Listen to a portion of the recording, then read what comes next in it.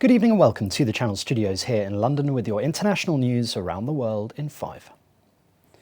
US authorities say the man suspected of shooting dead 10 people at a supermarket in New York deliberately sought a site with a high black population. Police say the suspect, Peyton Gendron, drove more than 320 kilometres to carry out the attack. It is being investigated as an act of racially motivated violent extremism. What started out as a beautiful day... Buffalo's mayor, Byron Brown, said the suspect arrived intending to take as many black lives as possible. A 180-page document, seemingly authored by Mr. Gendron, has emerged in which he describes himself as a fascist and a white supremacist. Questions are being asked about how he was able to carry out the attack when concerns had already been raised. We have suffered a mass shooting with multiple casualties and several people injured. Russia's President Vladimir Putin has once again said that Russia would respond if NATO began to bolster the military infrastructure of Sweden and Finland. It comes as he met his Tajikistan counterpart ahead of the annual summit of the Collective Security Treaty Organization in Moscow. The military alliance, that is sometimes called Moscow's answer to NATO, draws on the armed forces from Russia, Belarus, Armenia, Kazakhstan, Kyrgyzstan and Tajikistan.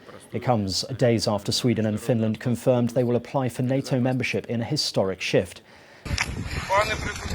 Meanwhile, Ukrainian troops defending the northern city of Kharkiv have reportedly reached the state border with Russia after driving opposition forces away from its second largest city. North Korea's leader Kim Jong-un has lambasted health officials and ordered the army to help distribute medicine as a wave of COVID cases sweeps through the country. State media said more than 1 million people have now been sickened by what Pyongyang is calling a fever. Some 50 people have died, but it's unclear how many of those suspected cases tested positive for COVID. North Korea has only limited testing capacity, so few cases are confirmed.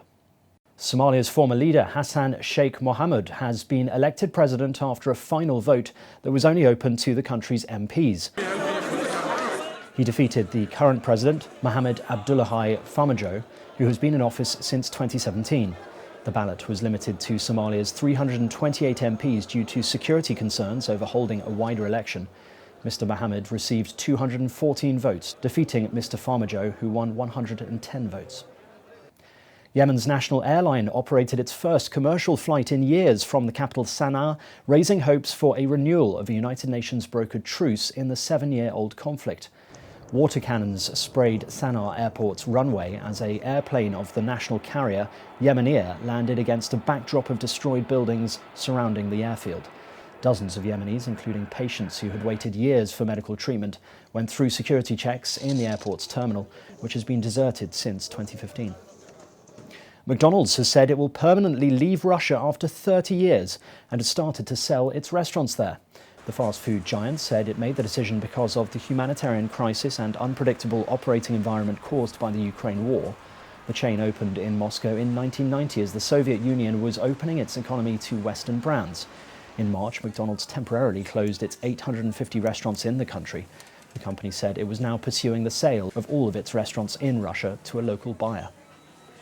Stargazers have been treated overnight to an unusual sight known as a super blood moon.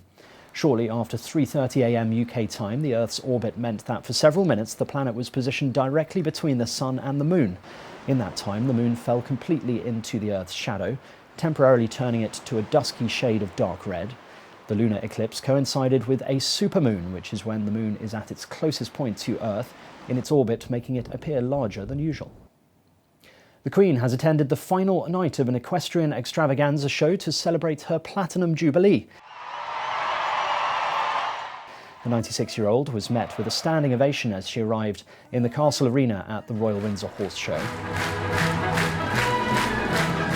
Each year, the King's Troop fires 4 royal salutes to honor members of the royal family. Celebrities including Tom Cruise, Helen Mirren and Catherine Jenkins appeared in the open-air celebration.